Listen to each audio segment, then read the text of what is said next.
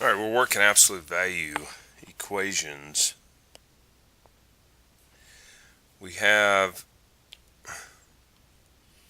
the absolute value of 2 minus 3y is equal to 12. What do? We drop the absolute value bars.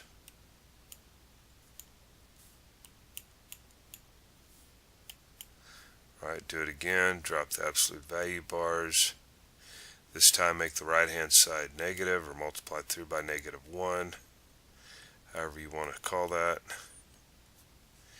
Alright, now we want to solve for y. Best thing to do here is take this 12 over to the left, makes that minus 12, and take the 3y over to the right, makes that positive.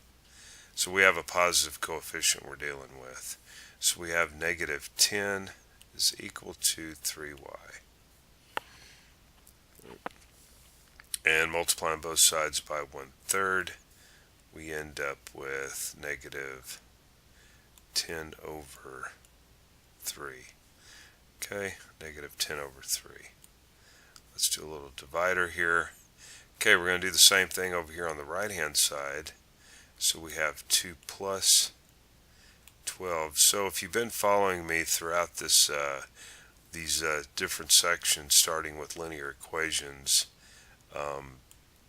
these intermediate algebra steps, by adding to both sides or subtracting to both sides and so forth, it's time now to take shortcuts. So we have 2 plus 12 is 14. Okay. And then of course y is equal to, moving that diagonally down, 14 over 3. 14 over 3. So now we have both of our solutions, -10/3 and 14 over 3.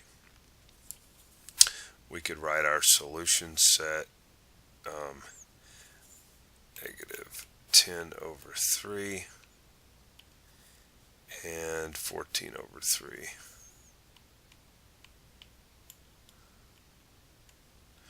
Alright, those are the two numbers that are on our solution set, and you can always plug these in to this equation and for y here and make sure that they make that true. Okay.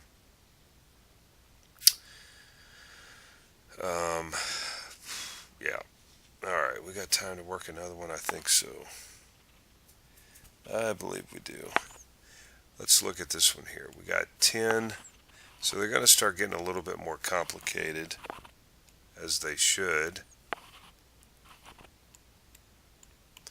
That means more steps involved. Alright, first thing we want to do is get this thing in that standard form where just the absolute values on one side of the equation and our constants are on the other. The constants on the other.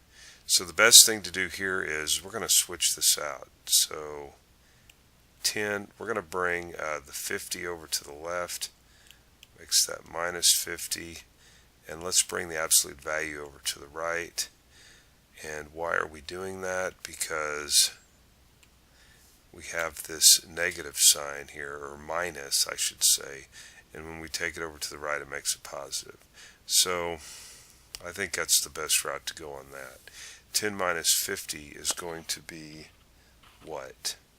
-40 is equal to the absolute value of 2x plus 5. Now there should be some things screaming at you. One of the main ones obviously is there's a negative number over here.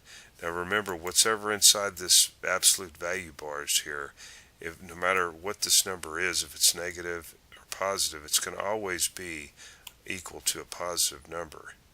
Okay, so there's nothing that we can plug in for x here that that when we take the absolute value of it, we get a negative number. So what could we say about this? Well, this is obviously no solution. Okay, no solution. Or we could say, right, just the empty brackets. Okay, no solution. There isn't a value for x we could plug in and get a negative number out. Alright, and I think we'll leave it, what do we got, 5 minutes? I got room for another one. Let's work another one out here real quick. 20 minus the absolute value of 2x. I'm going to work this one a little bit faster. Alright. So once again, what do we want to do? I'm going to go ahead and take this 10 over to the left, makes it minus 10, and take our absolute value over to the right so it becomes a positive coefficient out front. Okay, so we end up with 10 is equal to the absolute value of 2x plus 5. Okay. So I'm going to go ahead and rearrange this thing, so don't get lost here. So the first thing we're going to do is drop the absolute value bars, right, set it equal to 10. I flipped it there. Now we do it again, 2x plus 5, but remember this time we make that a negative 10. Okay, now we're going to go ahead and solve for x for this one over here on the left. So we have 2x is equal to, now if I bring that 5 over, it becomes minus 5, and 10 minus 5 is 5. So now we're left with x is equal to 5 over 2. Okay, and then once again, well, let's look at this one over here on the right. And so we have 2x is equal to, bringing this 5 over becomes a minus 5, so negative 10 minus 5 is going to be negative 15. So now we have x is equal to negative 15 over 2. Okay, negative 15 over 2. So as you can see now, you can always go up here, plug it in, and the left hand side should be equal to 10 when we do that.